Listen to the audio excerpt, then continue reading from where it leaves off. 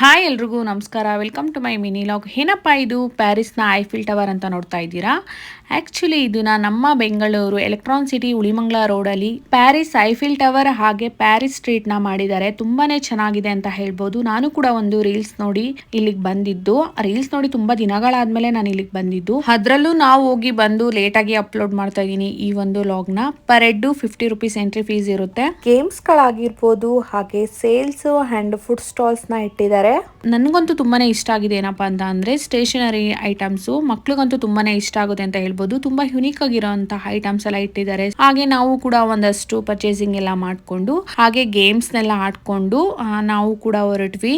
ನೀವು ಯಾರಾದರೂ electron city ಹತ್ರದಲ್ಲಿದ್ದರೆ ನೀವು ಹೋಗಿ ವಿಸಿಟ್ ಮಾಡಿ. ನಿಮ್ಗೆ ಇಂಟ್ರೆಸ್ಟ್ ಇದ್ದರೆ ನೀವು ಹೋಗ್ಬೋದು.